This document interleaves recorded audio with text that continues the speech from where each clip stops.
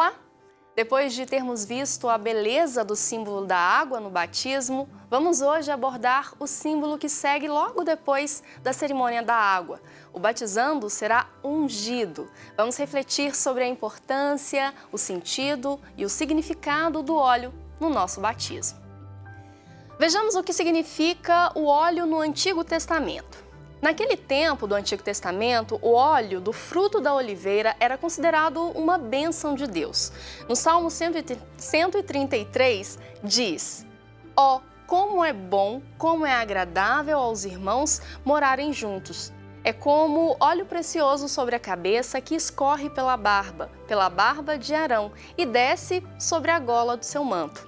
É como o orvalho de Hermon descendo sobre os montes de Sião. Pois é lá que o Senhor dá a bênção e a vida para sempre." O óleo era perfume para o corpo, remédio para curar doenças, fortificava o corpo do atleta, era sinal de alegria. Também era usado para unções litúrgicas, a unção da tenda da reunião, da arca da aliança, do altar dos holocaustos e de outros objetos.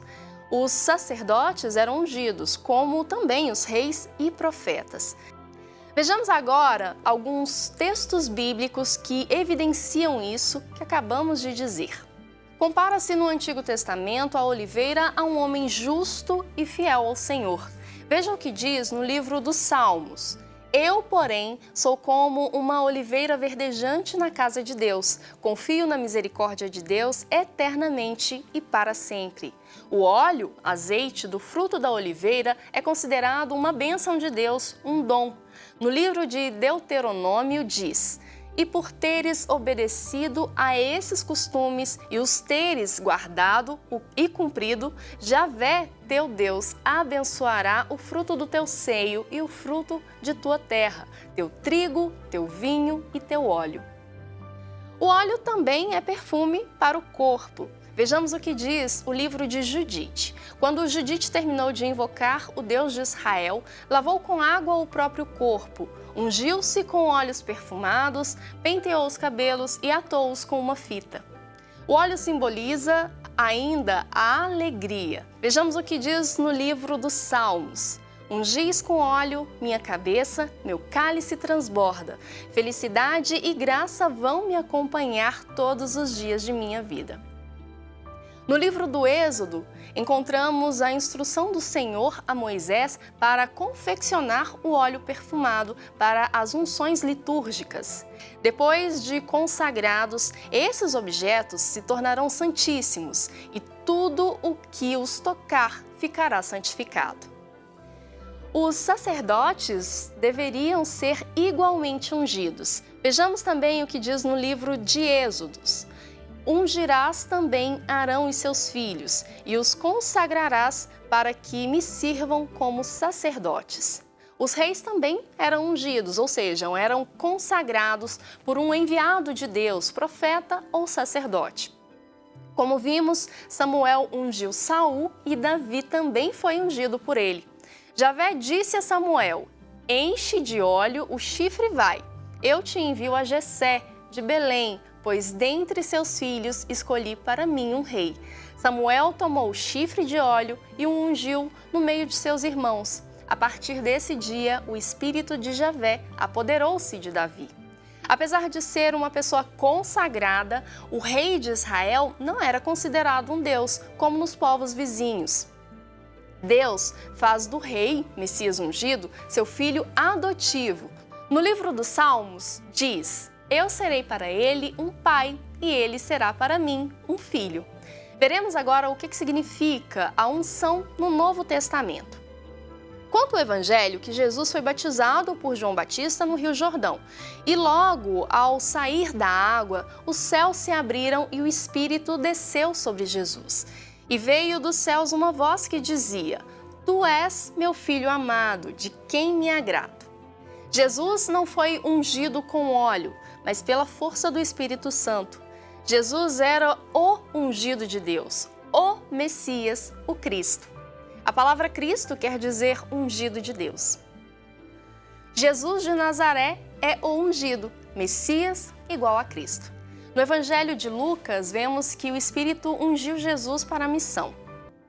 Com a força do Espírito Santo, voltou Jesus para a Galileia e sua fama espalhou-se por toda a região. Ensinava nas sinagogas deles e era glorificado por todos. Foi a Nazaré, lugar onde tinha se criado. No sábado, segundo seu costume, entrou na sinagoga e levantou-se para fazer a leitura. Foi-lhe dado o livro do profeta Isaías. Desenrolando o livro, encontrou a passagem onde estava escrito: "O Espírito do Senhor está sobre mim, porque me ungiu para evangelizar os pobres." Depois, enrolou o livro, entregou-o ao servente e sentou-se. Todos na sinagoga tinham os olhos voltados para ele. Então, começou a dizer-lhes: "Cumpriu-se hoje essa passagem da Escritura diante de vós." Observemos que Jesus, lendo um trecho do livro do profeta Isaías, repete as palavras do profeta: "O Espírito do Senhor está sobre mim." E fechando o livro, diz: "Hoje se cumpriu essa passagem da Escritura que acabastes de ouvir." Na igreja, o óleo é usado nos sacramentos do batismo, da crisma, da ordem e da unção dos enfermos. Também é usado na dedicação das igrejas, com a unção do altar e das suas paredes. Os santos óleos são abençoados pelo bispo na Quinta-feira Santa, na missa do óleo da crisma. No batismo, é utilizado o óleo dos catecúmenos para a unção no peito e o óleo do crisma para a unção na fronte. No batismo, as crianças são ungidas com óleo de oliveira para viver pela força do Espírito Santo, automaticamente como filhos de Deus, como irmãos, como seguidores de Cristo. É tarefa dos pais e padrinhos ajudá-las a viver sua sublime vocação. Mais tarde, na crisma, esta unção será ainda confirmada como um sinal da missão, como membros da igreja. O sacramento da crisma acentua especialmente o envio dos cristãos, sua missão no mundo, mas desde o batismo a criança já está ungida. E temos um outro aspecto lindo e importante do sacramento do batismo. A unção com o óleo do crisma no batismo é sinal do sacerdócio régio do batizado e de seu ingresso na comunidade do povo de Deus. Como vimos no Antigo Testamento, eram ungidos os sacerdotes, profetas e reis. A unção com o óleo do crisma no batismo quer nos tornar com Cristo, reis, sacerdotes e profetas. Todo batizado é rei, sacerdote e profeta. Fato muito precioso e lindo. Vamos ver então o significado disso, de cada uma dessas palavras. Profetas, para sermos participantes do ministério da salvação em Cristo. Nossa missão é anunciar aos homens suas palavras e vida. Mas anunciar o quê? Podemos perguntar. Anunciar o projeto de amor de Jesus. Manifestar que Deus é amor através do verdadeiro amor. Ser profeta é anunciar um mundo novo querido por Deus e denunciar a presença dos ídolos, ou seja, das forças de morte. Sacerdotes. Participamos pelo batismo do sacerdócio de Cristo. Somos povo sacerdotal, que acolhe a vida como dom e oferece ao Senhor em ação de graças. Como sacerdotes, devemos orientar todas as coisas para Deus, consagrar a vida e o mundo para Deus. O batismo faz participar do sacerdócio comum dos fiéis. Ser sacerdote é adorar pela palavra e pela vida, somente a um Deus vivo e verdadeiro, e por isso rejeitar todos os ídolos, ou seja, toda força que traz morte, divisão, desânimo. Sobre os reis, significa que possuímos o reino de Deus. Com Cristo, vencemos a morte e o pecado e participamos da própria vida de Deus. A nossa missão é servir. Ser rei é trabalhar para que o direito e a justiça aconteçam na vida das pessoas e dos povos. Então vale lembrar novamente, todo batizado é sacerdote, rei e profeta. Vamos ouvir então o que o Papa Francisco diz em mais uma de suas catequeses sobre o batismo. Portanto, o sacerdote unge com o sagrado crisma a cabeça de cada batizado, depois de ter pronunciado essas palavras que explicam o seu significado. É o próprio Deus quem vos consagra com o crisma de salvação para que, inseridos em Cristo, sacerdote, rei e profeta, sejais sempre membros do seu corpo para a vida eterna.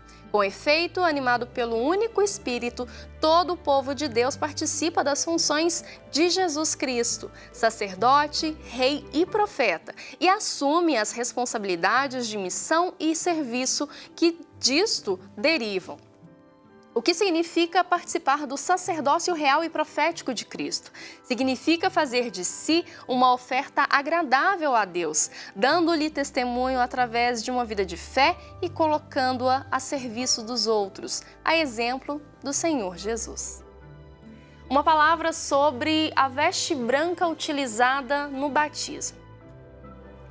A veste branca que o batizando recebe é o sinal exterior da vida nova gerada pelo batismo. Pelo batismo, a criança revestiu-se de Cristo, revestiu-se do novo homem. Diz a carta aos Gálatas: vós todos que fostes batizados em Cristo, vos revestistes de Cristo. Podemos dizer que a igreja se utiliza da veste branca do batismo como um símbolo de revelação e comunicação dos ministérios do Cristo.